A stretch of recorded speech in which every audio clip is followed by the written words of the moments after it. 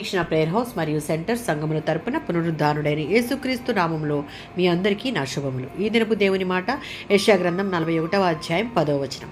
దిగులు పడకము, నేను నిన్ను బలపరుతును. యూదాలోని ప్రముఖులు అనేకులు బబులోను చెరలోనికి వెళ్లారు. వారు బబులోను సామ్రాజ్యం అంతటా చెదిరిపోయారు.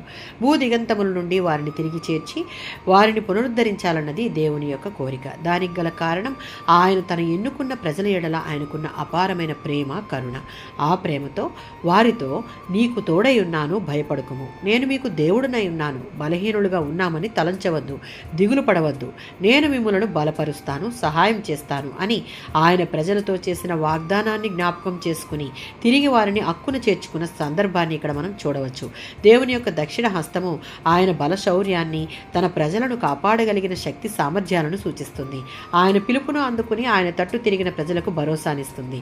యెషయా గ్రంథం 41వ అధ్యాయం 13-14 వచనాలలో ఇంతటి కృపను పొందుకున్న ఆయన ప్రజలైన ఇశ్రాయేలును అన్యజనాంగాలు ఎదిరించలేకపోవడానికి గల కారణం దేవుడు వారిని కాపాడడం, ఆయనకు వారికి మధ్య ఉన్నటువంటి సన్నిహిత సంబంధం మరియు శత్రు భయము చేత దిగులుతో నిండి బలహీనులుగా ఉన్న వారిని కుడిచేత పట్టుకుని వారిని బలపరచుటకు వారికి దేవుడుగా ఆయన ఉన్నాడు. తండ్రి అయిన యెహోవా దేవునిని దాటి ఆయన ప్రజలను ఎవరూ ఏమీ చేయలేరు, ఎందుకంటే ఆయన వారికి సహాయం చేయుటకు వారి కుడి చేతిని పట్టుకున్నాడు. పాపపు చెరలో బంధింపబడిన వారు దేవుని వైపు తిరిగి పశ్చాత్తాప హృదయంతో ఆయనను సమీపిస్తే మన బలహీన సమయంలో బలపరిచి మనకున్న దిగులను సంతోషంగా మారుస్తాడు. ఆమేన్.